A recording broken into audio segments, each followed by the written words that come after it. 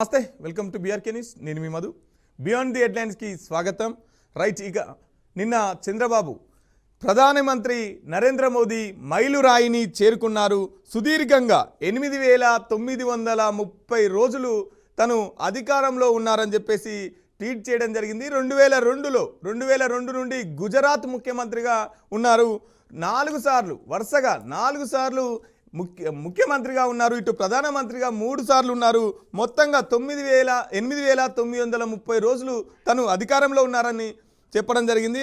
Right, ఒక రికార్డ్ని break చేశారు. అరుదైన మైలురాయిని ఛేదించారని చెప్పేసి చంద్రబాబు గారు ట్వీట్ చేయడం జరిగింది. సో ఇదే అంశాన్ని మనం చర్చించబోతున్నాం. ఇదే అంశాన్ని మనతో పాటు చర్చించడానికి బీఆర్ఎస్ నేత పోలపల్లి రామ్మూర్తి గారు ఉన్నారు. అలాగే legal cell convener Congress party నుంచి అన్న ఉన్నారు. తర్వాత బీజేపీ పార్టీ నుంచి కూడా జాయిన్ కాబోతున్నారు. రైట్, పోలపల్లి రామ్మూర్తి గారు చెప్పండి, 8,930 రోజులు అధికారంలో ఉన్నారు నరేంద్ర మోదీ గారు. ఎట్లా ఇన్ని రోజులు అధికారంలో ఉన్నారు కదా, దేశానికి చెప్పుకోదగ్గ సేవలు అందినాయి అనుకోవచ్చా? ఎందుకంటే ఇప్పుడు పవన్ కుమార్ చామ్లింగ్ సిక్కిం మాజీ ముఖ్యమంత్రి ఉన్నాడు. తన రికార్డును మోడీ చెరిపేసిండు అన్నది కొంత అవాస్తవం. ఎందుకంటే ముఖ్యమంత్రిగా ఎక్కువ సంవత్సరాలు ఉన్నాడు. ఈయన ప్రధానమంత్రిగా ముఖ్యమంత్రిగా 2 ఉన్నారు కాబట్టి ప్రభుత్వ అధినేతగా అన్న ఓడు కూడా, ఎందుకంటే ఒక రాజకీయ అధినేతగా ఇరు రాష్ట్రాలకు ఉన్నాడని కూడా చెప్పుకోవచ్చు. అది ఆ పార్టీ అధికారంలో ఉన్నది. ఎందుకంటే ఆ పార్టీ కానీ ఆ వ్యక్తి అధికారంలో ఉన్న క్రమంలో ఇన్ని సంవత్సరాలు కొనసాగిందని కూడా చెప్పుకోవచ్చు. ఎందుకంటే 8,931 ఒక 8,930 ఏదైతే చామ్లింగ్ పేరు మీద ఉండేదో అది 8,931 నిన్నటికి కంప్లీట్ అయింది. ఇది ఈ రోజు 8,932వ రోజు. సరే, ఎన్ని సంవత్సరాలు ఉన్నదన్నది కాదు, ఎన్ని సమస్యలు పరిష్కరించారన్నదే దేశానికి కావాలి, అదే విధంగా మన రాష్ట్రానికి కూడా కావాలి. ఇప్పుడు దేశంలో మోడీ అధికారంలోకి వచ్చిన తర్వాత 2 కోట్ల ఉద్యోగాలు ఇస్తాడు. అది అసలు వాస్తవంగా ఊసేలేదు. అదే విధంగా వ్యవసాయదారుడి రైతు డబుల్ ఆదాయం చేస్తున్నారు. డబుల్ కాదు కదా, ఇప్పుడు కనీసం వాళ్ళు నడ్డి విరిగే పరిస్థితి ఉన్నది, వాళ్ళు లేచే పరిస్థితి కూడా లేదు. ఎందుకంటే స్వతంత్ర భారతదేశంలో దాదాపు ఇన్ని సంవత్సరాల స్వతంత్ర 87 సంవత్సరాల భారతదేశంలో కూడా ఇంతవరకు వీళ్ళు చేసింది ఏ విధంగా రైతులకు అన్నది కూడా కొంచెం చర్చించుకుంటే కూడా ఏం లేదని చెప్పుకోవచ్చు. అదే విధంగా చిన్న వ్యాపారం జిఎస్టీ లాంటివి తీసుకొచ్చి వాళ్ళని అడ్డిరగొట్టిళ్ళు. వాస్తవంగా ఏ దేశానికైనా చిరు వ్యాపారులే వెన్నుముక. కానీ ఆర్థిక వ్యవస్థలో ఈ చిన్న వ్యాపారుల పరిస్థితి ఘోరం. ఇక పాల మీద, నీళ్ల మీద, అన్నిటి మీద వీళ్ళు జిఎస్టీ తీసుకొచ్చిన విషయం కూడా తెలుసు. ఈ ఆర్థిక అసమానతలు అయితే ఇక ఉన్నోడండి, లేడండు, ప్రధాని అదాని అయిపోయిండు, అదే విధంగా అంబానీ అయిపోయిండు. ఎందుకంటే ఇప్పుడు 50 లక్షల కోట్ల విలువైన ప్రభుత్వ ఆస్తులను కూడా 5 లక్షల కోట్లకే ఈ కార్పొరేట్ మిత్రులకు అప్పచెప్పిండు అన్నది ఒక వాదన. అదే విధంగా తన ప్రియమిత్రుడైన అదాని అంబానీకే దేశంలోని ఎయిర్పోర్ట్లు, అదే విధంగా విద్యుత్, బొగ్గు నిల్వలు మొత్తం కంప్లీట్ గా అప్పచెప్పిండు అన్నది కూడా అందరికి తెలుసు. ఇక స్విస్ బ్యాంక్ లో నల్లధనాన్ని తీసుకొస్తా అన్నాడు, ప్రతి అకౌంట్ లో 15 లక్షలు వేస్తా అన్నావు. అయితే బీజేపీ ప్రభుత్వం ఇప్పటి వరకు ఏం చేసినా కూడా ఆత్మవిమర్శ చేసుకోవాలి. అదే విధంగా రైతు నల్ల చట్టాలు తీసుకొచ్చి 700 రైతుల హత్య చేసిన ప్రభుత్వం కూడా చెప్పుకోవచ్చు. అదే విధంగా ఏదైతే విద్యా ఆరోగ్యం విషయంలో కొండంత రాగం తీసిన ఈ బీజేపీ పార్టీ అసలు ఘోరంతా కూడా పాట పాడలేదు. అదే విధంగా కేంద్ర రాష్ట్ర సంబంధాలు అయితే వీళ్ళ చిన్న కంచెలు మొత్తం కంప్లీట్ గా దెబ్బతిన్నాయి. ఎందుకంటే వీళ్ళు ఉన్న దగ్గర ఒకలాగా, లేని దగ్గర ఒకలాగా ప్రవర్తిస్తారని కూడా తెలుసు. ఎందుకంటే వీళ్ళు దేశానికి ఒక ప్రధానమంత్రిగా, దేశానికి అధినేతలుగా వ్యవహరిస్తలేరు. వాళ్ళు ఉన్న దగ్గరనే, వాళ్ళు లేని దగ్గర వాళ్ళ వాస్తవంగా ఏంటంటే ఎంత అసమానతలు చూపెడతారో కూడా తెలుసుకోవచ్చు. ఫెడరల్ స్పిరిట్ అయితే మొత్తం కాలరాశిళ్ళు. అదే విధంగా ఉద్యోగులకు కానీ, రైతులకు కానీ, అదే విధంగా చిరు వ్యాపారులకు కానీ వీళ్ళ పరిపాలనలో ఎక్కడ కూడా వాస్తవంగా చెప్పాలంటే లాభం చేకూర్చింది కూడా ఏం లేదు. అదే విధంగా ఎందుకంటే పబ్లిసిటీ కోసము కూనో జాతీయ వనాలకి 8 పుల్లు వస్తే దేశమంతా అడ్వర్టైజ్ చేసిన ప్రభుత్వం ఈ అడ్వర్టైజ్ ప్రభుత్వం. అదే విధంగా మోడీ హయాంలో ఎంత ఘోరం జరిగిందంటే 200 చదరపు కిలోమీటర్ల భూభాగాన్ని కూడా చైనా ఆక్రమించుకోవడం జరిగింది. ఇప్పుడు దేశ రక్షణ విషయంలో కూడా మేము అది చేస్తాం, ఇది చేస్తాం అని 56 ఇంచుల ఛాతీ ఉబ్బించిన మోడీ గారు కూడా, ఎందుకంటే ఇప్పుడు చైనా కూడా ఆ నగరాలు నిర్మించుకుంటున్న విషయం కూడా అందరికీ తెలుసు, ఏం జరుగుతుందో కూడా తెలుసు. అదే విధంగా నిరంకుశ పాలనగా అయితే మోడీ ప్రభుత్వం ముందుకు సాగుతుంది. చాలా అంశాలు తీసుకుంటే ఇప్పుడు అయితే రాజకీయంగా కూడా ప్రభుత్వాలను కూడా పడగొట్టే చరిత్ర బీజేపీ పార్టీకి ఉంది. మహారాష్ట్రలో అయితే రంభం పెట్టే గోసిర్లు, ఆ ఒక కుటుంబాన్ని కూడా వేరు చేసిండ్రు. ఈ విధంగా మోడీ సాధించింది ఏందన్నది కూడా అర్థం చేసుకోవాలి. ఇంకోటి ఏంటంటే ఎక్కువ రోజులు ఉండడు కాదు, ఎక్కువ సమస్యలు పరిష్కరించాలి.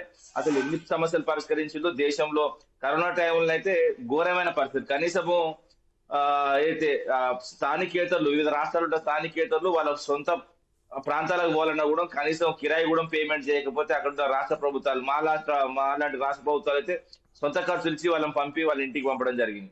అదే విధంగా ఆర్థిక వ్యవస్థ అయితే అతలాకుతలం చేసిండు. ఆఖరికి పిఎఫ్ పైసలు తిన్నారన్నది కూడా చాలా అంశాలు చర్చించుకుంటే తెలుస్తుంది. ఇన్ని సంవత్సరాలు ఇప్పుడు ఎందుకంటే ఇప్పుడు నంబర్ 1 ముఖ్యమంత్రిగా పవన్ కుమార్ చామ్లింగ్ గాని, అదే విధంగా దాని తర్వాత ఉన్న జ్యోతి బస్ గాని, వాళ్ళు ఎక్కువ కాలం పాలించారు, ఎక్కువ సమస్యలు పరిష్కరించారు కాబట్టి అక్కడ వాళ్ళు మనం కొనసాగలేదు. ఏదైతే మోడీ ముఖ్యంగా 12 సంవత్సరాలు ముఖ్యమంత్రిగా, అదే విధంగా 12 సంవత్సరాలు ప్రధానమంత్రిగా కొనసాగుతున్న మోడీ వల్ల, ఎందుకంటే 20 లక్షల కోట్ల అప్పు దేశానికి అయింది. అంటే అది అర్థం చేసుకోవాలి. ఎందుకంటే అప్పు పెరిగితే మొత్తం ఏ దేశమైనా అప్పు చేస్తారని కొంత మాట్లాడొచ్చు అందరూ. కానీ అప్పు చేసినంత మాత్రాన ఇప్పుడు జిఎస్టీ తీసుకొచ్చి ఏ విధంగా రాష్ట్రాలకు పెండింగ్ ఉన్నారో, అదే విధంగా మిగతా రాష్ట్రాల నుంచి గుంజుకోవడం ఏ విధంగా ముందున్నారో, అదే విధంగా అప్పులు తీసుకొచ్చిన వాటితో కూడా అవుట్పుట్ చూపించాలి. అవుట్పుట్ లేదు. ఇప్పుడు ఇన్ని సమస్యల్లో ఉన్న ఈ భారతదేశము, వీళ్ళు వాస్తవంగా వీళ్ళ చేతికి వచ్చిన తర్వాత 84% ఇంకా కూడా దిగుమతుల మీద ఆధారపడ్డ భారతదేశం. ఎందుకంటే వీళ్ళు రాకముందు కూడా దిగుమతుల మీద ఆధారపడ్డది, వీళ్ళు వచ్చిన తర్వాత దిగుమతుల మీద ఆధారపడ్డది. ఇంకోటి ఏంటంటే మేక్ ఇన్ ఇండియా అని కూడా తీసుకొచ్చి వాస్తవంగా కొత్తగా తీసుకొచ్చింది ఏం లేదు. అదే విధంగా ఆత్మనిర్భర్ భారత్ 20 లక్షల కోట్లు ఎవల ముక్కుల పెట్టిలో కూడా తెలియదు. చాలా ఉన్నాయి మాట్లాడుకుంటే. రైట్ రామూర్తి గారు, రైట్. ఇప్పుడు లీగల్ సెల్ కన్వీనర్ సత్యనారాయణ గారు కూడా మనతో ఉన్నారు. సత్యనారాయణ గారు చెప్పండి, 8,930 రోజులు రికార్డు బ్రేక్ చేసినట్టుగా నరేంద్ర మోదీ తెలుస్తా ఉన్నది. ఎట్లా చూస్తారు ఈ అంశాన్ని? మొదటిగా ప్యానెల్లో ఉన్నటువంటి మా మిత్రుడు రామ్మూర్తి గారికి, అదేవిధంగా మిగతా మిత్రులకు మరియు మీకు కూడా శుభోదయం అండి. ఇక్కడ మోదీ గారు, ఇప్పుడు మా సోదరుడు రామ్మూర్తి గారు చెప్పినట్టు సీఎం గా పిఎం గా కలిపి వాళ్ళు ఏదో రికార్డ్ బ్రేక్ చేసినామని మళ్ళీ ఏంటంటే ప్రచార ప్రభుత్వం కానీ పని చేసే ప్రభుత్వం కాదు మోదీ గారి ప్రభుత్వం. ఇప్పుడు గతంలో మరి అలా అనుకుంటే కాంగ్రెస్ 16 సంవత్సరాలు మరి నెహ్రూ గారు ప్రధానమంత్రిగా చేసినారు, 11 సంవత్సరాలు మరి ఇందిరాగాంధీ గారు చేసినారు. అవన్నీ కూడా ప్రధానమంత్రిగా చేసిన రికార్డులు ఉన్నాయి. అయినా కానీ ఎప్పుడు కూడా మేము ఇన్ని రోజులు పనిచేసినామని ఎన్నడూ కూడా జబ్బులు తెరుచుకోలే కాంగ్రెస్ నాయకత్వం కానీ కాంగ్రెస్ వారు కానీ. ఈ రోజు మోదీ గారు ఏమున్నా కానీ ఓన్లీ మీడియా, సోషల్ మీడియా ప్రచారాలకు తప్ప దేనికి అక్కడిచ్చే ప్రభుత్వం కాదు. ఇంకోటి క్వాలిటీ ఆఫ్ గవర్నెన్స్ ఇంపార్టెంట్ కానీ క్వాంటిటీ ఆఫ్ డేస్ ఏందండి. అది పెద్ద గొప్ప విషయం లెక్క చంద్రబాబు నాయుడు గారు ఎంత దిగజారుతారు, ఇంత భజన చేస్తారని అనుకోలే. ఒకసారి మనం ఆయన గవర్నెన్స్ ను ఒకసారి చూసుకున్నట్లయితే 1947 నుంచి 2014 వరకు దాదాపు 67 ఏళ్ళు 70 ఏళ్ళ కాంగ్రెస్ పాలనలో ఒక 55 నుంచి 60 లక్షల కోట్ల అప్పు ఉంటే, మోదీ గారి ప్రభుత్వంలో 12 ఏళ్ల కాలంలో 170 లక్షల కోట్ల దాకా అప్పు పెరిగింది. ఇంత అప్పులో నా దేశం తీసుకుపోయినందుకు గొప్పగా చెప్పుకోవాలనా? లేకపోతే నిరుద్యోగం 8% ఉన్న నిరుద్యోగం ఈరోజు 12%కి వచ్చింది, దానికి గొప్పగా చెప్పుకోవాలనా?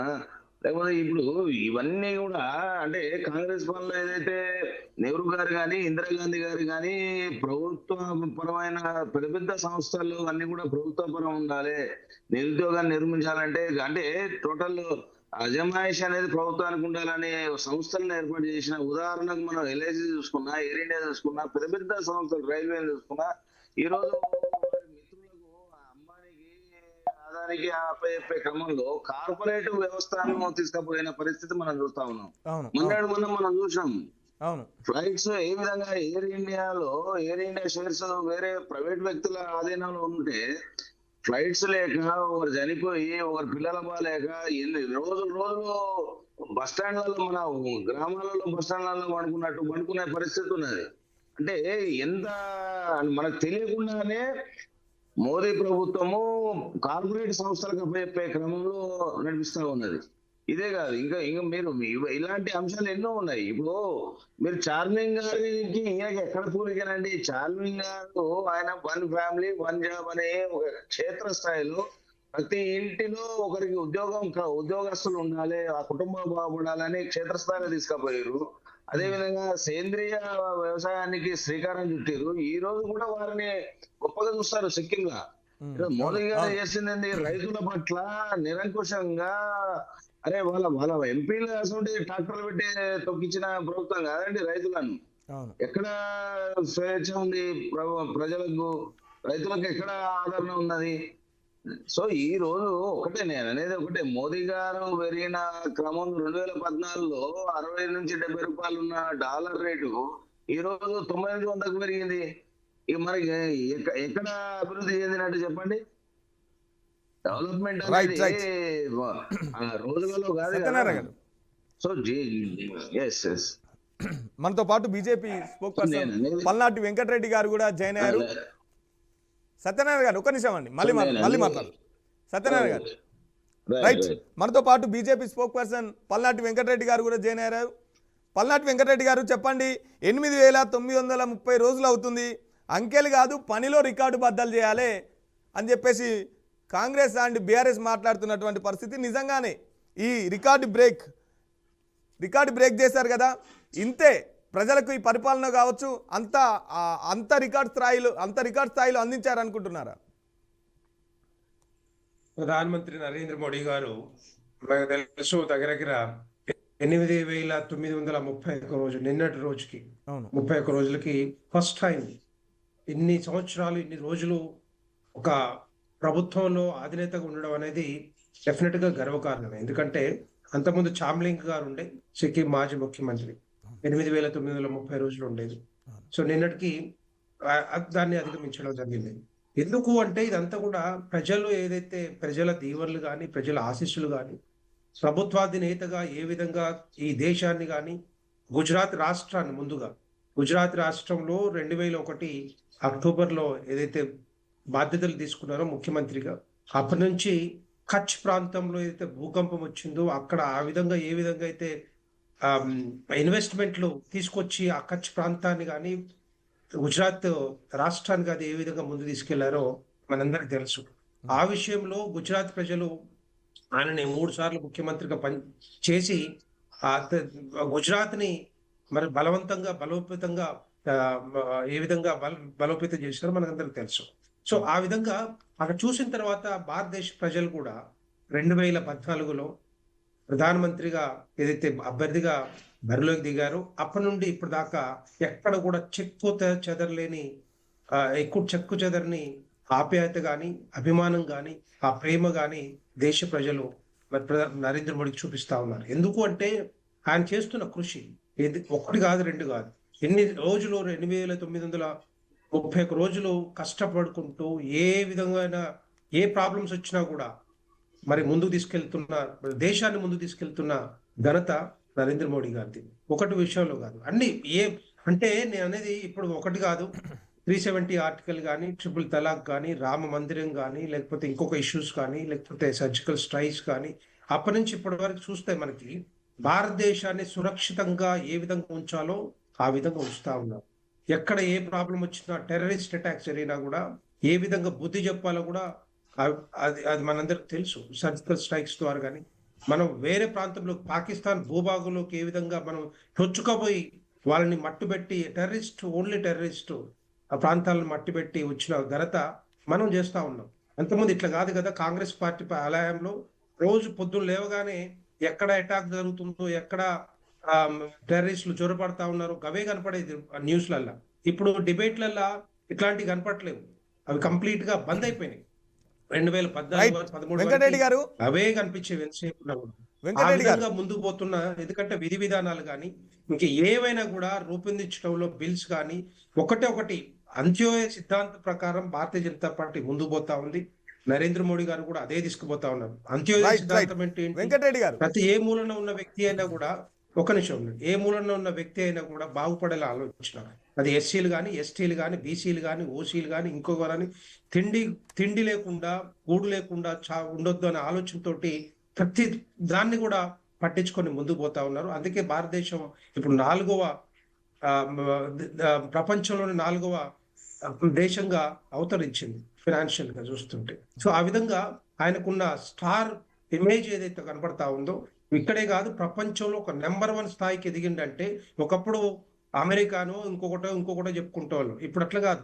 మన పాస్పోర్ట్ కూడా ఎంత విలువ ఉందంటే, మీరు బయటకు పోయి చూస్తే అరే ఇండియనా అని చెప్పి అనేంత ఆ విధంగా తయారు చేసిరంటే డెఫినెట్ గా అది ఆ ఘనత అంతా కూడా నరేంద్ర మోడీ గారు దక్కుతా ఉంది. సో ఆ విధంగా ముందు తీసుకెళ్తా ఉన్నారు. అన్ని దేశాలు, ఏ దేశానికి వెళ్ళినా కూడా ఆయనని ఆదరిస్తున్న తీరు చూస్తే, ఆయనకి ఇస్తున్న గౌరవం చూస్తే మరి ఆశ్చర్యపోవాల్సిన అవసరం ఉంటుంది. ఎందుకంటే ఒక గ్లోబల్ స్టార్ గా దేశాన్ని కాదు ప్రపంచంలోనే ప్రభుత్వాది నేతలందరూ కూడా మరి నరేంద్ర మోడీ తోటి కన్సల్ట్ అవుతా ఉన్నారంటే ఏ విషయంలో అయినా కూడా డెఫినెట్ గా మరి ఆయన తీరు అంటే ఒక దేశాధినేతగా ఒక ఇండియన్ దగ్గర 13 సంవత్సరాలుగా ఆయన కంటిన్యూస్ గా గెలుస్తా ఉన్నాడు అంటే, మరి దేశ ప్రజలు ఓటేస్తేనే గెలిచేది. కాంగ్రెస్ మొత్తుకున్నా, ఇంకొక పార్టీ మొత్తుకున్నా కూడా ఏం జరుగుతుంది అక్కడ? జరిగేదంతా కూడా ప్రజలు ఓటేస్తేనే కదా ప్రభుత్వాధినేతలు అయ్యేది, గెలిచేది కూడా. సో మరి రాహుల్ గాంధీకి ఎందుకు పడట్లేదు? మన బీహార్ రాష్ట్రంలో ఎన్నికలు జరిగితే 5 సీట్లు ఎందుకు గెలుచుకున్నారు వాళ్ళు? బట్ వాళ్ళకి లేదు, అది కాంగ్రెస్ పార్టీ ఖతం అయిపోయింది. ఎక్కడ చూసినా కూడా ఈ 2 రాష్ట్రాలే ఉన్నాయి. ఈ 2 రాష్ట్రాలు ఖతం చేసే పార్టీ భారతీయ జనతా పార్టీ. ఇక్కడ కర్ణాటక కానీ లేకపోతే తెలంగాణ రాష్ట్రంలో కానీ వచ్చే రోజుల్లో కాంగ్రెస్ పార్టీ ఉండదు. కాంగ్రెస్ పార్టీ ఎంత మొత్తుకున్నా కూడా ఉండదు. ఏదో అడ్డిమారి గుడ్డి దెబ్బలో మన గెలిచింది. కానీ ఎందుకు చెప్తున్నా అంటే, తీసుకునే నిర్ణయాలు ఎక్కడ కూడా అవినీతి అక్రమాలు లేకుండా, ఒక చిన్న మరక లేకుండా కూడా తెలంగాణ రాష్ట్రం భారతదేశాన్ని ఏ విధంగా ముందు తీసుకుపోతా ఉన్నారో అది ప్రధానమంత్రి నరేంద్ర మోడీ గారికి దక్కుతుంది. అందుకని దాంట్లోనే కదా ఇదంతా కూడా జరిగేది. దాని విషయంలో కదా తెలంగాణ ప్రజలు కూడా 8 ఎంపీ స్థానాలు గెలిపించారంటే మరి ఎందుకు గెలిపించారు? నరేంద్ర మోడీ గారి సారథ్యం కాదు ఇదంతా కూడా. భారతీయ జనతా పార్టీ ఒకటి. ఇక ఇప్పుడు ఈ రాష్ట్రాల్లో ఏవైతే ఎన్నికలు జరుగుతా ఉన్నాయో ఆ ఎన్నికల్లో ప్రతి ఎన్నికల్లో చూడండి మీరు, భారతీయ జనతా పార్టీ గెలుస్తా ఉంది. ఎందుకు కాంగ్రెస్ పార్టీ ఎందుకు ఓడుతా ఉంది అంటే తెలుసు, వాళ్ళ విధి విధానాలు కానీ అవినీతి అక్రమాలు ఏ విధంగా 56 సంవత్సరాలు పరిపాలనలో దేశాన్ని ఏ విధంగా సర్వనాశనం చేశారో తెలుసు. వాళ్ళు ఆదాయం చెప్పుకుంటారు కానీ. వెంకటరెడ్డి గారు చెప్పండి. మీరు భారత్ అంతా వికసిస్తున్నది నరేంద్ర మోదీ నేతృత్వంలో అని చెప్తున్నారు, కానీ ఇక్కడ చాలా ప్రశ్నలు తలెత్తుతా ఉన్నాయి. నల్లధనాన్ని రూపుమాపి 15 లక్షల రూపాయలు వేస్తామన్నారు, అది జరగలేదు. తర్వాత నోట్ల రద్దు చేసి పెద్ద వాళ్ళ దగ్గర నోట్లు కుప్పలుగా ఉన్నాయి, అవన్నీ బయటికి తీసుకొస్తున్నాము. దాని ద్వారా పేద ప్రజలు అనే వాళ్ళే ఉండరని చెప్పేసి నోట్ల రద్దు చేసిరు. దాని ద్వారా పేద ప్రజలకు ఒరిగింది ఏం లేదు. తర్వాత రైతులకు నల్ల చట్టాలు తెచ్చిరు, రైతులు పోరాడితే అది వెనక్కి తీసుకున్నారు. తర్వాత పాకిస్తాన్ వాళ్ళతో మీరు అన్నారు ఉగ్రవాదులను కూడా రూపుమాపుతున్నామని, పాకిస్తాన్ వాళ్ళతోనైనా చర్చలు జరుపుతున్నారు. కానీ ఈ దేశం వాళ్ళు, ఈ ప్రాంతం వాళ్ళైనటువంటి మావోయిస్టులతో చర్చలు జరపకుండా ఆపరేషన్ కగార్ తీసుకొచ్చి ఎక్కడికక్కడ ఈ దేశ వాసులని ఎన్కౌంటర్ చేశారు. తర్వాత 39 సెక్టార్లని ప్రైవేట్ పరం చేశారు, లక్షల స్కూళ్ళు మూతపడ్డాయి అని చెప్పేసి ఆరోపణలు వస్తా ఉన్నాయి. మీరు అన్ని నెగటివ్ చెప్తున్నారు, మరి పాజిటివ్ గురించి చెప్పండి. పాజిటివ్ గురించి చెప్పండి. ఇవన్నీ వాస్తవాలు కావాలి. ప్రతిపక్షాలు పట్టుకున్న ఒక 3 నెగటివ్లు పట్టుకొచ్చి ఒక 100 ఫ్యాక్టర్స్ ఉన్నాయి. పాజిటివ్ ఫ్యాక్టర్స్ ఏం వాస్తవాలు ఉన్నాయని అవన్నీ ఏం వాస్తవాలు ఉంటాయి? వాస్తవాలు ఉంటే మమ్మల్ని ఎందుకు గెలిపిస్తారు? నరేంద్ర మోడీ గారిని ఎందుకు గెలిపిస్తారు? 3వ కూడా ప్రధానమంత్రి ఎందుకు గెలిపించేస్తారు? ఒకటి ప్రధానమంత్రి ఒక నిమిషం ఉండండి. నరేంద్ర మోడీ గారిని గెలిపిస్తున్నారు, భారతీయ జనతా పార్టీ గెలిపిస్తా ఉన్నారంటే ఎస్, నల్ల చట్టాలు తెచ్చినా కూడా అక్కడ కొంత నెగిటివ్ ఉంటున్నా కూడా వెనక్కి తీసుకున్నాం. మాకు అది ఆ సమర్థత ఉంది, మాకు సాధ్యం అవుతుంది, మాకు అవన్నీ చేస్తాం. డిమానిటైజేషన్ అన్నారు, ఎస్. దాని తర్వాత మీరు జిఎస్టీ ఏ విధంగా కలెక్ట్ అవుతా ఉందో, ఏ విధంగా స్ట్రీమ్ లైన్ అయిందో అందరూ తెలుసు. అది లక్షల కోట్ల రూపాయలు వస్తా ఉన్నాయి.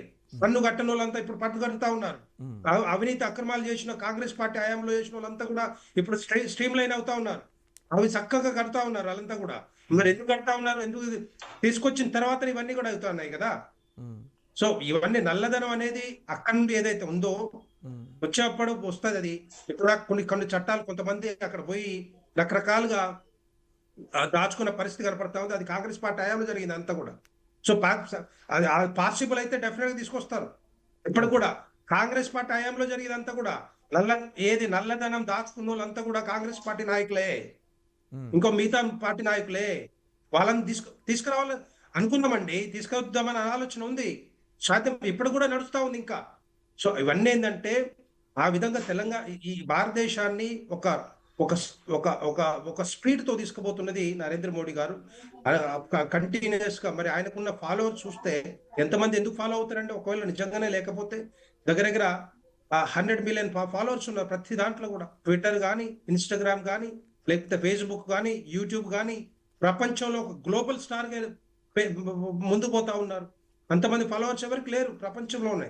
సో ఆ విధంగా ఎందుకంటే ఒక మరక లేకుండా, అవినీతి మరక లేకుండా ఈ దేశాన్ని సుసంపన్నంగా ముందుకు తీసుకుపోతా ఉన్నారంటే డెఫినెట్ గా మరి నరేంద్ర మోడీ గారు తీసుకొస్తున్న విధి విధానాలు కానీ, అభివృద్ధి కానీ, సంక్షేమ పథకాలు ఈ రాష్ట్రంలో కూడా దగ్గర 13 లక్షల కోట్ల రూపాయలు ఇప్పటిదాకా ఖర్చు పెట్టి ఈ రాష్ట్రాన్ని నలుమూలల ఎక్కడ చూసినా కూడా రోడ్వేస్ కానీ, రైల్వేస్ కానీ, లేకపోతే ఇంకా అన్ని రకాలుగా అభివృద్ధి కార్యక్రమాలు ముందుకు పోతా ఉన్నామంటే అది మరి నరేంద్ర మోడీ గారు తీసుకొస్తున్న సపోర్ట్ కాదా? అభివృద్ధి సంక్షేమ పథకాలు కావా? ఇవన్నీ కూడా చూస్తూ ఉంటే నెగటివ్ మాట్లాడుకోవాలి, పాజిటివ్స్ కూడా మాట్లాడుకుంటే రేపు పొద్దున మనం బాగుపడతాం తప్పితే ఎంతసేపు ఎలిగేషన్స్ కాదు కదా. Welcome back to beyond the headlines. Right, Satyanarayana గారు చెప్పండి, ఇవన్నీ కాంగ్రెస్ హయాంలోనే జరిగాయి, ఈ నల్లధనం అంతా కాంగ్రెస్ పార్టీ వాళ్ళ దగ్గరనే ఉందని చెప్పేసి మాట్లాడుతున్నారు పల్నాటి వెంకటరెడ్డి గారు, ఏమంటారు? ఇప్పుడు ఎవరి దగ్గర ఉన్నది ఏంది అనేది కాదండి. ఇప్పుడు వారు ఏం చెప్పారు, ప్రభుత్వానికి అధికారంలోకి వచ్చిన విధానం ఏంది, నల్లధనాన్ని తెస్తా అన్నారు, పేదరికాన్ని రూపుమాపుతా అన్నారు. ఇప్పుడు మా మిత్రులు వెంకటరెడ్డి గారు చాలా బాగా చెప్పారు, ఏమని, మా మోదీ గారు global star, super star, mega star అన్నారు. ఏ స్టార్ అయితే ఓకే, స్టార్ ఓకే, మరి అంత పెద్ద స్టార్లు ఉన్నప్పుడు ప్రపంచ వాణిజ్యంలో మన స్థానం ఎక్కడ?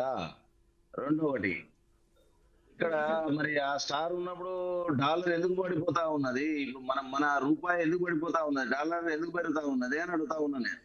ఇప్పుడు అభివృద్ధి అన్ని విధాలుగా అభివృద్ధి చెందుతుంది. అభివృద్ధి చెందుతున్నప్పుడు సరే 2014కు ఈ రోజుకు మన డాలర్ లో కంపేర్ చేసుకుంటే మన రూపాయి ఎంత? రెండొకటి, ఇప్పుడు కాంగ్రెస్ తీసుకొచ్చినటువంటి ప్రభుత్వ సంస్థలు ఏవైతే ఉన్నాయో, ఎల్ఐసి గాని, రైల్వేస్ గాని, ఇవన్నీ ప్రైవేట్ పరం ఎందుకు చేస్తా ఉన్నారు అంటే కార్పొరేట్ వ్యవస్థను ప్రోత్సహిస్తున్న పరిస్థితులలో పేదలకు, బడుగు బలైన వర్గాలకు సౌకర్యాలు అందకుండా చేయడానికే కదా. పేదలను మేము అది చేస్తున్నాం అన్నారు, పేదల పథకాలు తెస్తున్నారు. మరి ఆరోగ్య భద్రత చట్టం కింద ఉన్నటువంటి స్కీమ్లను నాశనం చేసింది ఎవరు? ఇప్పుడు మా మిత్రులు చెప్పినట్టు ఖగారు, మీరు పాకిస్తాన్ మీద కాన్సన్ట్రేట్ చేసిన వ్యక్తులు మరి ఖగారు పేరు మీద ప్రజల కోసము మరి ఏదైతే భూస్వామ్య వ్యవస్థకు వ్యతిరేకంగా ప్రజల పక్షాన్ని నిలబడ్డటువంటి నక్సలైట్ల మీద ఖగారు తీసుకొచ్చి మన బిడ్డలే కదా వాళ్ళు కూడా. మన బిడ్డలనే నిరంకుశంగా హతమారుస్తున్న ప్రభుత్వం మీది కాదా అని నేను అడుగుతా ఉన్నాను. సో ఇవన్నీ చేసి నేను ఒకటే చెప్పదలుచుకున్నది ఏంటంటే, మోడీ గారు మా మిత్రుడు అన్నట్టు గ్లోబల్ స్టార్, అది మెగా. ఇప్పుడు సినిమాలలో ఉన్న సినిమా యాక్టర్లు ఎంతనో, సూపర్ స్టార్లు, మెగా స్టార్లు ఎంతనో, మోడీ గారు కూడా అంతే. మీడియాని నమ్ముకొని, మీడియాని మేనేజ్ చేసుకొని, అదే విధంగా ప్రతిపక్షాల గొంతు నొక్కే క్రమంలో సిబిఐని, ఈడీని ఎవడన్నా వాడేదాన్ని ఈ విధంగా గతంలో ఉన్న కాంగ్రెస్ అనేటన్న ప్రభుత్వ సంస్థలు స్వతంత్ర ప్రతిపత్తి కలిగిన సంస్థలు అవి. వాటిని ఎన్నడూ కూడా వీళ్ళ మన ప్రయోజనాలకు వాడుకోకుండా వాటి స్వతహాగా వాటి పని వాడు చేయాల్సిన సంస్థలను వీరు జేబు సంస్థలుగా చేసుకొని ప్రతిపక్షాల గొంతును సిద్ధాంతాలు. ఈ రోజు వాజ్పేయి గారు, అద్వానీ గారు ఉన్నప్పుడు బీజేపీకి సిద్ధాంతాలు ఉండే. ఆ రోజు మెజారిటీ, ఒక సింగిల్ సీటు కోసం మెజారిటీ లేకుండా నాకు వద్దు ఈ ప్రభుత్వం అని, పక్కన ప్రభుత్వం కూలిపోతున్నా సరే అని వద్దనుకున్న గొప్ప సిద్ధాంతం గల వ్యక్తి వాజ్పేయి గారు. ఈ రోజు ఏముంది ఆ సిద్ధాంతాలు? ఎక్కడ పోయినా, ఏ రాష్ట్రాల్లో పోయినా ఆ రాష్ట్రంలో ఉన్న వీరికి వ్యతిరేకంగా ఉన్న నాయకుల మీద ఈడీలు దాడి చేయడం, సిబిఐలతో కేసు పెట్టేయడం, ఐటీలు దాడి చేయించడం, వాళ్ళని లొంగ తీసుకోవడం, పార్టీలలో చేసుకోవడం, ఆ విధంగా ప్రభుత్వాలు చేయడం. ఇదేనా అండి గ్లోబల్ స్టార్ సిద్ధాంతం? ఒక్కసారి కేంద్ర ప్రభుత్వం కానీ బీజేపీ గారు కానీ నేను ఒకటే అడుగుతా ఉంది ఏంటంటే, మీరు బ్యాలెట్ తీసుకురండి. అమెరికా అటువంటి దేశాల్లో బ్యాలెట్ ఉన్నప్పుడు మన దగ్గర ఎందుకు ఉండకూడదు? బ్యాలెట్ తీసుకురండి, బ్యాలెట్ వ్యవస్థ తీసుకురండి. తీసుకొస్తే నిజాలు బయటపడతాయి. సో ఏది ఉన్నా ఒకటే, నేను ఫైనల్ గా నేను కంక్లూడ్ చేయాల్సుకున్నది ఏంటంటే, అభివృద్ధి అనేది అంకెలలో కాదు, గ్రౌండ్ లెవెల్లో ఉండాలి. పేదల యొక్క, నిరుద్యోగుల యొక్క, విద్యార్థుల యొక్క అభివృద్ధిలో ఉండాలి. అప్పుడే దేశం సుభిక్షంగా ఉంటుంది. కానీ ఈ స్టార్లతోటి, అంకెలతోటి ఇప్పుడు వేరే వాళ్ళని పోల్చుకునే క్రమంలో అభివృద్ధిలో కూడా మీరు ముందు ఉండాలి. సో ఈరోజు సిక్కిం ఆయన చేసిన దానికి, ఈరోజు మీరు చేసిన దానికి గమనించుకోవాలని చెప్పి మనం చేస్తాం. రైట్ రామ్మూర్తి గారు మీరు చెప్పండి. రామ్మూర్తి గారు, వెంకటరెడ్డి గారు ఏమంటున్నారంటే, నేనేమంటున్నా చెప్తాను. చెప్పండి. నేనేమంటున్నా, ముఖ్యమంత్రిగా సిక్కిం మాజీ ముఖ్యమంత్రి పవన్ కుమార్ చామ్లింగ్ అయితే ఈయన ముఖ్యమంత్రిగా మోడీ ఢీకొట్టలేదు. ఆ సంఖ్య అట్లే ఉంది, ఆయన రికార్డు అట్లే ఉన్నది. అదే విధంగా ప్రధానమంత్రిగా 16 సంవత్సరాలు 286 రోజులు నెహ్రూది అదే పదిలంగా ఉన్నది. ఇప్పుడు ఎవరిది వాస్తవంగా రికార్డు బద్దలు కొట్టిండ అన్న విషయం ఎవరికి తెలియదు దేశంలో. సరే వీళ్ళే కూడా చెప్పుకుంటున్నారు, అటు ముఖ్యమంత్రిగా ఇటు దేశానికి సంబంధించిన ప్రధానమంత్రి కానీ కొత్త రికార్డు అన్నది. సరే ఒక్కొక్క కొత్త రికార్డు అయితే వాస్తవంగా శుభాకాంక్షలు తెలియజేస్తాను. ఇంకోటి ఏంటంటే, ఎక్కువ రోజులు ఉన్నది కాదండి, ఎక్కువ రోజులు దేశాన్ని ఎందుకు ఈ విధంగా పరిపాలనకు వచ్చిన తర్వాత ఏం చేసిండు అన్నది కావాలి. ఇప్పుడు మొత్తం అందరు 13 మంది ప్రధానమంత్రులు చేసిన అప్పెంత, ఈయన వచ్చిన తర్వాత 200 లక్షల కోట్ల అప్పు ఏ విధంగా అయింది, అసలు ఎందుకు అయింది అన్నది కూడా మనం చర్చించుకోవాలి. తీసుకొచ్చిన అప్పుతో ఏం చేసింది అన్నది కూడా కావాలి. అదే విధంగా స్విస్ బ్యాంక్ నుంచి ఇంతకుముందు మిత్రులు మాట్లాడుతూ నల్లధనం వాళ్ళది వీళ్ళదని చెప్తున్నారు. బీజేపీ అదేవిధంగా కాంగ్రెస్ సంబంధించిన నాయకులది దాదాపు 40,000కు సంబంధించి 40,000 కోట్లు అయితే స్విస్ బ్యాంక్ లో అట్లే ఉన్నది. అదే విధంగా 37,000 కోట్ల మేరకు బ్యాంకుల్లో ముంచిన విజయ్ మాల్యా, అదే విధంగా నీరవ్ మోడీ, మేయర్ చోక్సీల మోడీ హయాంలో విదేశాలకు పారారైన విషయం అందరికీ తెలుసు. అంటే ఎవరు తప్పించడం కూడా అర్థం చేసుకోవాలి. అదే విధంగా జిఎస్టీ గురించి కూడా అద్భుతంగా మాట్లాడారు. దాని ద్వారా మొత్తం లాభం జరుగుతుందంటే, పాలు, ఉప్పు, పప్పులపై కూడా కొత్త జిఎస్టీ విధానం తీసుకొచ్చి కార్పొరేట్ పన్నులు మాత్రం 8%, అదే విధంగా దేశంలో దాదాపు 2 లక్షల కోట్ల వరకు చిరు వ్యాపారులు నష్టం చేసింది అన్నది వాస్తవం. అదే విధంగా రైతుల రుణమాఫీ చేస్తామన్నారు కానీ రైతుల రుణమాఫీ కూడా చేయలేదు. అదే విధంగా కార్పొరేట్లకు మాత్రము 25 లక్షల కోట్ల పైచీలకు ఏదైతే రుణమాఫీ వాళ్ళకు ఏదైతే పెద్ద కార్పొరేట్ సంస్థలకు చేసిండ్రు. అదే విధంగా వీళ్ళు వచ్చిన తర్వాత డీజిల్, పెట్రోల్ ధర తగ్గుతుంది అన్నారు. వీళ్ళు వచ్చిన తర్వాత 100 రూపాయలు దాటింది డీజిల్, అదే విధంగా 100 రూపాయలు పెట్రోల్ దాటింది. అదే విధంగా మోడీ పబ్లిసిటీ కోసం 15,000 కోట్ల ప్రజాధనాన్ని వృధా చేసినది వాస్తవం. అదే విధంగా బేటీ బచావో బేటీ పడావో ఒక్క దాని మీదనే 80-90% పబ్లిసిటీ చేసిల్లు అన్నది. దాని ద్వారా అసలు వాస్తవంగా ఏంటంటే, వీళ్ళు డబుల్ ఇంజిన్ ఉన్న సర్కార్లో వాస్తవంగా అక్కడనే తక్కువ అయితే విద్య తక్కువ ఉన్నది. అదే విధంగా దాదాపు అన్ని టీవీలు, ప్రింట్ మీడియా, అదే విధంగా ఎలక్ట్రానిక్ మీడియా కొన్నదన్నది వాస్తవం బీజేపీ. అదే విధంగా 1.55 లక్షలకు పైగా ఖాళీలున్న అగ్నిపథ్ పథకం తీసుకొచ్చి ఆర్మీని నిర్వీర్యం చేసిల్లన్నది కూడా చెప్తున్నా. అదే విధంగా ప్రజాస్వామ్య విధానాలకు విరుద్ధంగా రాజ్యాంగాన్ని మార్చేస్తామని బహిరంగంగా చాలా సార్లు ప్రకటించింది. దాని తర్వాత ఆ ప్రతిపక్షాలు వదిలి పెడితే వెనక లాక్కున్నారు. అదే విధంగా ప్రతిపక్ష నాయకుల లక్ష్యంగా ఈడీని, అదే విధంగా సిబిఐని ఉపయోగించుకుంటే దాని పర్సంటేజ్ అంటే వీళ్ళున్నప్పుడు కానీ, కాంగ్రెస్ ఉన్నప్పుడు కానీ, బీజేపీ ఉన్నప్పుడు కానీ 2%. అదే విధంగా ఇన్ని మాటలు మాట్లాడుకుంటే అసలు రాష్ట్రానికి ఏం చేస్తా అన్నారు, ఏ విధంగా వచ్చిళ్ళు? ఎందుకంటే అధికారం ఉన్నప్పుడు ఒకలాగా, అధికారం లేనప్పుడు ఒకలాగా ఏ విధంగా మాట్లాడుతున్న బీజేపీ పార్టీ అని కూడా చెప్తా. ఎందుకంటే ఎన్నికల వేళ రాష్ట్రానికి వచ్చిన ప్రముఖులు చెప్పిన సందర్భాలు, అదే విధంగా ఎన్నికలు అయిపోయిన తర్వాత కానీ, ఎన్నికల భాగంలో కానీ, లేకపోతే వివిధ మాధ్యమాల ద్వారా తెలంగాణకు వీళ్ళు ఇచ్చిన 100 హామీలు అండి. 1 కాదు 2 కాదు 100 హామీలు నా చేతిలో ఉన్నాయి. ఒకటి, నారాయణపేటలో బీజేపీ ప్రభుత్వం హ్యాండ్లూమ్ పార్క్ మంజూరు చేసిలా అమిత్ షా, మళ్ళీ ఎవరన్నది కూడా కాదు. కాజీపేటలో ఖచ్చితంగా కోచ్ ఫ్యాక్టరీ అది తూచ్ ఫ్యాక్టరీ అన్నది కూడా ఎవరికి తెలియదు. అదే విధంగా ఇక్కడికి వచ్చేది లాతూర్కు తీసుకపోయింది, అది కూడా తెలుసు. అదే విధంగా ఆదిలాబాద్ లో సిమెంట్ ఫ్యాక్టరీ నిర్మిస్తాం, హోంశాఖ మంత్రి అమిత్ షా. తెలంగాణకు కొత్త ఎయిర్పోర్ట్ నిర్మిస్తాం, కిషన్ రెడ్డి. అదే విధంగా పాలమూరి రంగారెడ్డి ఎత్తిపోతల పథకం జాతీయ హోదా ఇస్తాం. కేంద్ర మంత్రులు దివంగత సుష్మా స్వరాజ్, ఆమె ఎక్కడున్నదో కానీ ఆమె ఆత్మ శాంతించాలని కోరుతున్నా. అదే విధంగా బయ్యారంలో స్టీల్ ఫ్యాక్టరీ నిర్మించడానికి బీజేపీ సిద్ధంగా ఉంది. బీజేపీ నాయకుడు హర్యానా గవర్నర్ బండారు దత్తాత్రేయ మరి ఎడబోయిందండి. ఇప్పుడు వీళ్ళు వీళ్ళు ఎన్ని సంవత్సరాల నుంచి పరిపాలనకు వచ్చిండ్రు? ఇన్ని రికార్డులు చెప్తున్నారు కదా, 12 సంవత్సరాలు దాటిండు మా మోడీ అంటారు. మాకు 12 సంవత్సరాలుగా మీరు ఇచ్చిన హామీలు ఎడవైన తెలంగాణకు. అదే విధంగా Right. Telangana centre for traditional medicine ఏర్పాటు రామూర్తి గారు, చేస్తామని రామూర్తి గారు. అనుమతులు మంజూరు చేసిన కిషన్ రెడ్డి. ఈ విధంగా 100 హామీలు ఇచ్చి తెలంగాణకు ఎన్నికలు వచ్చినప్పుడు ఒకలాగా ఎన్నికలు రాగానే గుర్తొస్తుంది తెలంగాణ. మేము అది చేస్తాం, ఇది చేస్తాం, హిందుత్వం కథా కార్ఖాన అంటారు. మొత్తం దేశంలో మొత్తం మేము తప్ప ఎవరు హిందుత్వాన్ని కాపాడలేదంటే మీరు పుట్టక ముందే మీరు పుట్టిందే 1980 పార్టీ. యుగాల నుంచి అది ఉన్నదండి వాస్తవంగా చెప్పాలంటే హిందుత్వము. అసలు వీళ్ళకు హిందుత్వం అనేది ఇప్పుడు గౌరవ్ కేసీఆర్ గారు కూడా రైట్ రైట్ మీరు క్వశ్చన్ చేశారు రామూర్తి గారు. నేను ఒక కంక్లూడ్ చేస్తా. ఎందుకంటే కరీంనగర్ లో హిందుగాళ్ళ బొందుగాళ్ళ అన్నది కూడా వీళ్ళు యూజ్ చేసుకున్నారండి. మీరే హిందువులా, మేము కాదా, మేము చేసిన యాగాలు మేము చేసిన పూజలు మీరు ఎక్కడ చేసిండ్రు, ఒక్క యాగం చూంచండి మీరు అని చెప్పిండు గౌరవ్ కేసీఆర్ గారు. మేము ఆలయం నిర్మించినాం, సచివాలయం నిర్మించినాం. మేము ఎప్పుడైనా కూడా అభివృద్ధిని ముందు పెట్టుకుని ఓట్లాడినాం. 2 సార్లు మాకు అవకాశం వచ్చింది, 3ఓసారి కూడా తక్కువ తేడాతోనే పోయినాం అంతే తప్ప. కానీ దేశంలో ఎంపీల విషయంలో కూడా సున్నాలు వచ్చినాయి అంటే వీళ్ళకి కూడా 13 రాష్ట్రాలు వచ్చినాయి, వాళ్ళకు 10 రాష్ట్రాలు వచ్చినాయి. ఇప్పుడు మాకే కొత్తగా వచ్చినట్టు మేమేదో చేసినట్టు మాట్లాడితే కరెక్ట్ కాదు. రైట్ రైట్ రైట్ వెంకటరెడ్డి గారు, తెలంగాణకి 100 హామీలు ఇచ్చారు, అవి అమలు కాలేదు, కానీ రికార్డు బ్రేక్ చేసినామని చెప్పేసి బీఆర్ఎస్ పార్టీ నాయకులు మాట్లాడుతున్నటువంటి సందర్భం. Come back to beyond the headlines. Right Venkatreddy గారు చెప్పండి, తెలంగాణకి 100 హామీలు ఇచ్చారు, ఆ హామీలు ఏమైనాయి, ఎందుకు అమలు కావట్లేదు అని చెప్పేసి అడుగుతున్నారు. దీనిపైన మీ సమాధానం ఏంటి? ఇప్పుడు అసెంబ్లీ ఎన్నికల్లో మేము ఒక మాట చెప్పాం.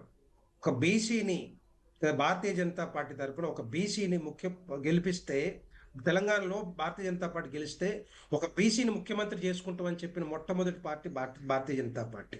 కానీ అది కాంగ్రెస్ లో సాధ్యం కాదు, తర్వాత బీఆర్ఎస్ లో ఎట్టి పరిస్థితుల్లో సాధ్యం కాదు. ఎందుకంటే బీఆర్ఎస్ లో 1 నెంబరు 2 నెంబరే ఎంతసేపు ముఖ్యమంత్రి అవుతారు. ఇక వేరే వాళ్ళు కానివారు కూడా, ఎస్సీని కానివారు, ఎస్టీని కానివారు, బీసీని కానివారు.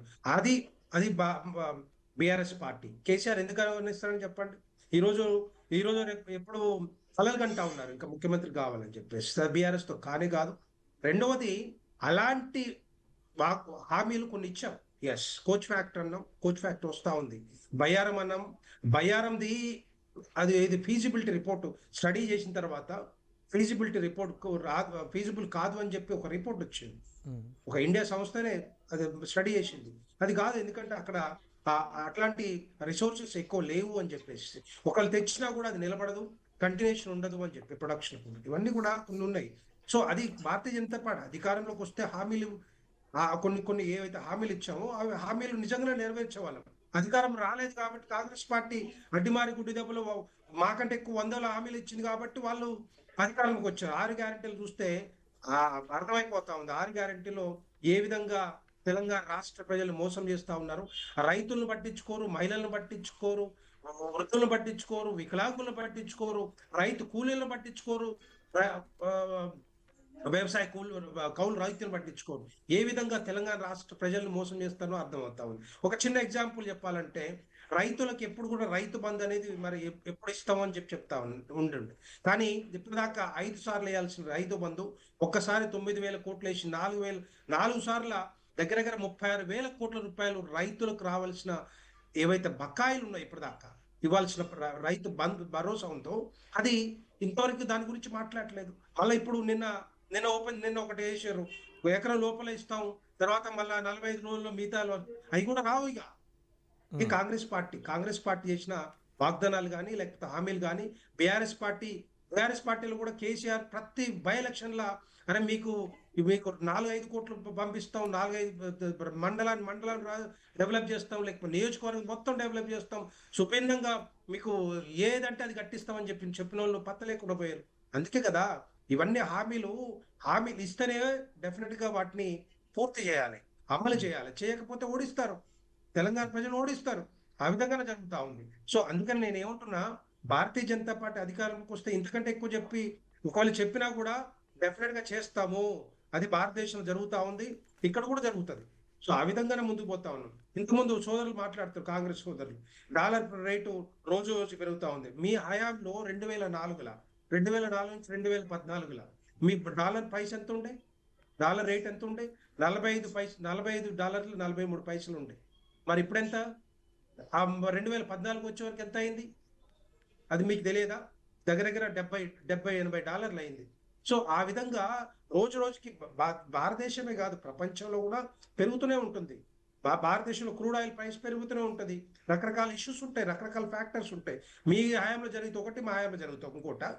ఇదంతా కూడా దేశం ఎట్లా ఉంది ఇప్పుడు ప్రపంచంలో కంపేర్ చేసుకుంటే, మిగతా దేశాలు కంపేర్ చేసుకుంటే జీడిపి ఎట్లా ఉంది, ఇన్ఫ్లేషన్ రేట్ ఎట్లా ఉంది, మన దగ్గర రేట్లు ఎట్లా ఉన్నాయి, మన దగ్గర స్టేట్ ఏది కంటిన్యూషన్ గా ఎక్కడ కూడా ఇన్ఫ్లేషన్ రేట్ పెరగకుండా ముందుకు పోతా ఉందంటే, మిగతా రాష్ట్రాలు మొత్తం చూడండి, మిగతా దేశాలు ఏ విధంగా పోతా ఉందో, నష్టాలు పోతా ఉంది, అప్పుల్లో కూరుకుపోతా ఉంది, ఇన్ఫ్లేషన్ రేట్ ద్రవ్యోల్బణం పెరుగుతా ఉంది. అలాంటిది ఇక్కడ ఈ భారతదేశంలో జరగట్లేదే. ఇవన్నీ కూడా కొన్ని ఫ్యాక్టర్స్, ఇంపార్టెంట్ ఫ్యాక్టర్స్ మాట్లాడే ముందు మీరు తెలుసుకొని మాట్లాడి డెఫినెట్ గా మీకు అందరికీ అర్థమయ్యే అవకాశం ఉంది. రైట్. వెంకటరెడ్డి గారు నరేంద్ర మోడీ గారు ముందుకు పోతా ఉన్నారు. వెంకటరెడ్డి గారు ఇందాక మాట్లాడుతూ మేము బీసీని ముఖ్యమంత్రి చేస్తా అని ప్రకటించినాం, మేము అది బీసీల పార్టీ అన్నట్టుగా మాట్లాడుతూ ఉన్నారు. ఇదే 42% బీసీలకు అని చెప్పేసి తెలంగాణ అసెంబ్లీలో తీర్మానం చేస్తే దాన్ని ఎందుకంటే కేంద్రంలో తీర్మానం చేయట్లేదు? దయచేసి ఒక్క నిమిషం ఆగండి. ఎందుకంటే కేంద్రాన్ని కూడా అదే విధంగా రాష్ట్ర ఒక్క నిమిషం మిమ్మల్ని లేదండి ఇంపార్టెంట్ చెప్పండి రామూర్తి గారు చెప్పండి. బీసీల గురించి మాట్లాడు. ఒక బీసీ బిడ్డగా నేనేమంటున్నా, బీజేపీ రాష్ట్రంలో బీసీ ముఖ్యమంత్రి పెట్టినంత మాత్రాన, అదే విధంగా కాంగ్రెస్ 42% తీసుకొచ్చి ఏదో స్థానిక ఎన్నికల్లో సర్పంచులు, ఎంపీటీసీ, జెడ్పీటీసీ చేసినంత మాత్రాన మా సమస్య తీరదండి. మా సమస్య తీరాలంటే 9th షెడ్యూల్లో వాస్తవంగా పెట్టాలి. దానికి కేంద్రంలో అప్పుడు కాంగ్రెస్ ఉన్నది, ఇప్పుడు బీజేపీ ఉన్నది. 9th షెడ్యూల్లో పెట్టి స్థానిక ఎన్నికల నుంచి వెళ్ళి అదే విధంగా చట్టసభల దాకా ఎంపీలు, ఎమ్మెల్సీలు కూడా మా వాళ్ళు కావాలండి. ఎందుకంటే ఒక ముఖ్యమంత్రి అయితే సమస్య పరిష్కారం అయిద్దా అండి? ఓ స్థానిక ఎన్నికల్లో అయితే జెడ్పీటీసీ, ఎంపీటీ, సర్పంచ్ అయితే వార్డు మెంబర్లు అయితే అయిద్దా అండి? అంతే. ఎమ్మెల్యేలు, ఎంపీలు, ముఖ్యమంత్రులు, ప్రధానులు మీరు ఉండాలి, బీసీలు మాత్రం అటు కింద ఉండాలి. అవసరమైతే ఏం మాటలండి ఇది? ఇప్పుడు ఇంకో బీసీ బిడ్డగా చెప్తున్నా, మేము ఎంతున్నామో మాకంత కష్టంగా తేల్చాల్సిందే. మేము 42% వ్యతిరేకం, మళ్ళీ కూడా చెప్తున్నాం 42% వ్యతిరేకం. మేము ఎంతున్నామో మాకంత, అది కూడా చట్టసభల నుంచి అదే విధంగా స్థానిక ఎన్నికల వరకు మా రిజర్వేషన్ మాకు దక్కాల్సిందే. ఒకవేళ బీజేపీ వచ్చే పార్లమెంట్ సెషన్ లో చర్చ పెడుతుందా దీని మీద సుదీర్ఘంగా చర్చ పెట్టి దేశ జనాభా ఇప్పుడు లెక్కింపు అవుతుంది కదా, దేశ జనాభా తర్వాత కులగణన, జనగణన చేసిన తర్వాత లెక్క అయిన తర్వాత చిత్తశుద్ధి ఉన్న బీజేపీ గవర్నమెంట్ ఒకవేళ చేస్తే మాత్రం అందరు బీసీలు అందరూ మేము స్వాగతిస్తారండి. ఎందుకు మీరు ఇబ్బంది పడుతున్నారు? మేము మాట్లాడొద్దు, మీరే మాట్లాడండి. వాళ్ళు మధ్యలో ఎందుకు కల్పిస్తారు? మీరు ఏమైనా పాయింట్ అవుట్ నేను చెప్పేది మంచి నేను మిమ్మల్ని క్వశ్చన్ చేయలే కదా, రిక్వెస్ట్ చేసిన. తర్వాత యాడ్ చేయాలంటే తర్వాత చేసుకోవచ్చు కదా, మధ్యలో యాంకర్ అడుగుతుంటే మీరు మధ్యలో ఎందుకు వస్తారు? రైట్. వెంకటరెడ్డి గారు చెప్పండి. రామూర్తి గారు 9th షెడ్యూల్లో చేర్చాలి అని చెప్పేసి మాట్లాడుతున్నారు, ప్రకటించడం కాదు చేయాలని చెప్పేసి చెప్తున్నారు. ఇవన్నీ కూడా అయిపోయింది, అంతా కూడా పాతకాల మాటలు. కాంగ్రెస్ పార్టీ ఏ విధంగా మోసం చేసిందో అందరు తెలుసు. 9th షెడ్యూల్ ఏంది నాకు అర్థం కావట్లేదు. దేశం మొత్తం మీద పాపులేషన్ సెన్స్ వస్తా ఉంది. పాపులేషన్ సెన్స్ తో పాటుగా ఎక్కడైతే ఎవరైతే ఎన్ని కులాలు అయితే ఉంటాయో, బీసీలు కానీ, ఎస్సీలు కానీ, ఎస్టీలు కానీ, దాని తర్వాత అవి కూడా వచ్చే అవకాశాలు ఉంటాయి. ఎన్నిసార్లు చెప్పాలి? మస్తు సార్లు మాట్లాడిన దీని గురించి. చెప్పింది చెప్పుకుండా పోతే ఇది కాదు కదా. ఫస్ట్ పాపులేషన్ సెన్స్ వస్తా ఉంది 2027 వరకు, 27లో కంప్లీట్ అవుతా ఉంది. సో అది దాని తర్వాతనే ఎంతమంది ఎక్కడ ఉన్నారు ఏంటి అనేది చూసిన తర్వాత దాన్ని బట్టి వస్తుంది. అందుకని చెప్పాము, భారతీయ జనతా పార్టీ ప్రధానమంత్రిగా ఒక బీసీ వ్యక్తి ఉన్నాడు, ఓబీసీ వ్యక్తిని చేసుకుంది భారతీయ జనతా పార్టీ. ఏ పార్టీ చేయలేదు, బీఆర్ఎస్ చేయదు, కాంగ్రెస్ పార్టీ అసలే చేయదు. సో అది 27 మంది బీసీలని కేంద్ర మంత్రులు చేసుకున్నాం. మొట్టమొదటి భారతీయ జనతా పార్టీ. సో అట్లాంటిదే భారతదేశంలో ఏ విధంగా జరుగుతా ఉందో ఈ తెలంగాణ రాష్ట్రంలో కూడా మేము కూడా చెప్పాం. 23 ఎన్నికల్లో భారతీయ జనతా పార్టీ గెలిస్తే ఒక బీసీని ముఖ్యమంత్రి చేసుకుంటా అని చెప్పినాం. ఎందుకు చేసుకుంటా అని చెప్పినాం? ఈ సర్పంచ్లు, ఎంపీటీసీలు, జెడ్పీటీసీలు కాదు, ముఖ్యమంత్రి కూడా చేద్దామని ఆలోచన ఉంది. అది మీకు లేదు, మీరు చేయలేరు కూడా. అందుకే నేను చెప్తున్నాను, బీసీల పట్ల భారతీయ జనతా పార్టీకి ఏ విధంగా చిత్తశుద్ధి ఉందో ఆ మాటను స్టేట్మెంట్ నిరూపిస్తా ఉంది. అది మేము డెఫినెట్ గా ఆ కంటిన్యూషన్ ఉంటుంది ఫ్యూచర్లో అంతా కూడా. సో ఇక్కడ తెలంగాణ రాష్ట్రం ఏ విధంగా ముందుకెళ్ళాలి, సో ఏ విధంగా డెవలప్ అవ్వాలి, ఏ విధంగా సంక్షేమ పథకాలను ముందుకు తీసుకెళ్లాలి ఆలోచనలో మేము ఉంటాం. దానికోసం మేము కష్టపడతా ఉన్నాం. కేంద్ర మంత్రివర్యులు కిషన్ రెడ్డి గారు కానీ, బండి సంజయ్ గారు కానీ, మా రాష్ట్ర అధ్యక్షులు కానీ, ఇవన్నీ కూడా వీళ్ళందరూ కూడా తెలంగాణ రాష్ట్రం ఏ విధంగా ముందుకు వెళ్ళాలని ఆలోచన. కాంగ్రెస్ పార్టీ చేసే చేస్తున్న మోసపూరిత హామీలను ఏ విధంగా అమలు చేయించాలన్న ఆలోచన భారతీయ జనతా పార్టీకి ఉంది. ఎందుకంటే వాళ్ళే కదా ఎన్నో రకరకాలుగా మనం చెప్పినట్టుగా వాళ్ళు చెప్పినట్టుగా ఒక్కడు కూడా ముందుకు పోవట్లేదు. ఒక్కటి ముందుకు పోవట్లేదు. ఎందుకు పోవట్లేదు? ఎందుకంటే ఫైనాన్షియల్ కన్స్టెంట్స్ ఉన్నాయి వాళ్ళ దగ్గర. డబ్బులు లేక గిలగిల ముఖ్యమంత్రి గారు ఒప్పుకున్నారు, కోసినా కూడా పైసలు రావు, ఏ బ్యాంక్ వెళ్ళినా కూడా పైసలు ఇచ్చలే, అప్పులు కూడా పుట్టలేని పరిస్థితి కనపడతా ఉంటే మరి కాంగ్రెస్ పార్టీని ఎందుకు గెలిపించుకున్నారు తెలంగాణ ప్రజలు? దేనికి గెలిపించుకున్నారు? దీనికోసం కాదు కదా. అంటే అప్పులు చేసి రాష్ట్రాన్ని పరిపాలించడం ఏ పార్టీ చేసుకోవచ్చు. ఇప్పుడు బీఆర్ఎస్ పార్టీ కూడా ఎంతమంది సోదరులు అంటారు అక్కడ కూడా కోట్ల రూపాయలు అప్పులు చేశారు. మరి మీరేం చేశారు? 7 లక్షల కోట్ల రూపాయలు మీరు కూడా అప్పులు చేసి పార్లమెంట్ సాక్షి అబద్ధాలు చెప్పారు. మళ్ళీ అదే పార్లమెంట్ అవమానిస్తారు, పార్లమెంట్ అవమానిస్తారా? మీరు కూడా అబద్ధాలేది, నిజాలు చెప్పిన నేను, నిజాలు చెప్పిన. ఏం నిజాలు? తప్ప ఇవి మాట్లాడే తప్ప, ఇవి మాట్లాడే తప్ప, హామీలు తప్ప. అంటే మీరు అధికారం ఉంటే ఇస్తారా? అధికారం ఉంటే ఇస్తారా? అంటే 28 రాష్ట్రాలు, 8 కేంద్ర ప్రభుత్వాలు మీకు రావా? అదే విధంగా తెలంగాణకు ఐఏఎం వస్తా అంటే ఇక్కడ రాష్ట్ర ప్రభుత్వం అడ్డుపడతాయా? ఏం మాట్లాడతారు అర్థం కాదు. కానీ మోడీ మెట్రోకి 16,000 కోట్లు ఇస్తా అంటే అడ్డపడరా? ఎందుకు ఇవ్వలేదు? ఎందుకు కోపం? ఎందుకు? తప్పే ఉన్నది. అడుగుతారు కదా, కేంద్రంలో ఉన్నారు కదా, కేంద్రంలో మీరు ఉన్నారు కదా, అడుగుతారు కదా. మీరు నన్ను అడగండి, నీ సభ ఎందుకు అంత ఎందుకు కోపం వస్తున్నది? అంటే మీకు అడిగితే కోపం వస్తుందా? అడిగితే కోపం వస్తుందా? నిజాలు చెప్తే ఏమవుతుంది? 6 లక్షల కోట్లకు సంబంధించి ప్రభుత్వ ఆస్తులను 60 లక్షలకే ఏందండి? 60 లక్షల కోట్లకు లక్షల కోట్ల అప్పులు తీసుకొచ్చి ఏం చేశారు? 60 లక్షలకు సంబంధించిన ఆస్తులు 6 లక్షల కోట్లకి అమ్మిన వాళ్ళు. కూలేశ్వరం చేసింది ఎవరు? కూలేశ్వరం ఎక్కడ? కాళేశ్వరం బ్రహ్మాండంగా ఉన్నది, బ్రహ్మాండంగా ఉన్నది. పోలవరం పొలుపులు సాల కొట్టకపోతే పోలవరం పొలుపులు సాల కొడితే ఎందుకు కడతారు? ఎందుకు డబ్బులు ఇస్తున్నారు? వాళ్ళకి ఇస్తున్న డబ్బులు మాకెందుకు అంటే మీరు ఎందుకున్నారు? దిగుపోలేదు మీరు ఎందుకున్నారు? కేంద్రాన్ని మీరు ఎందుకున్నారు? కాంగ్రెస్ ఎందుకు అడగాలి? ఎందుకు అడగాలి? ఖర్చు పెట్టి ఏడగూలిందండి. అదే 2 పిల్లర్లు అదే పోలవరం పొలుపులు సాల కొట్టకపోతే దాన్ని రాష్ట్ర ప్రభుత్వం రిపేర్ చేస్తే కేంద్ర ప్రభుత్వం రిపేర్ చేస్తుంది. అదే ఇక్కడ మాత్రము అంటే తెలంగాణ దేశంలో లేదా?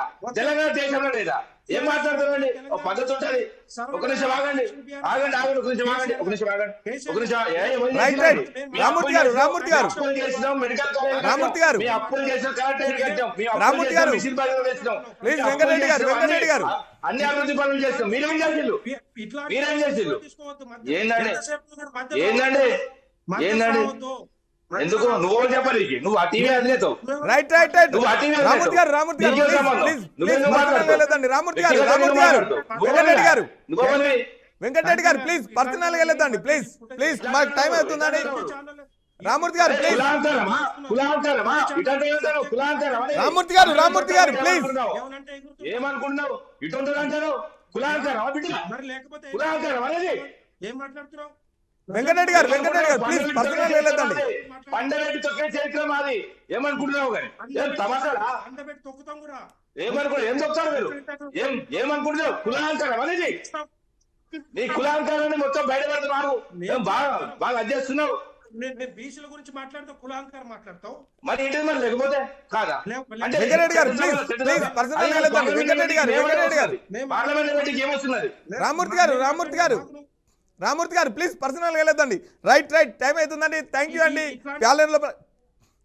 ప్యానెల్లో పాల్గొన్న మీ అందరికీ కృతజ్ఞతలండి. ప్లీజ్ పర్సనల్గా వెళ్ళొద్దండి. మనం మాట్లాడేది ప్రజలకు అర్థం కావాలి, సబ్జెక్ట్ మీనే మాట్లాడాలి. ప్లీజ్ పర్సనల్గా వెళ్ళొద్దండి.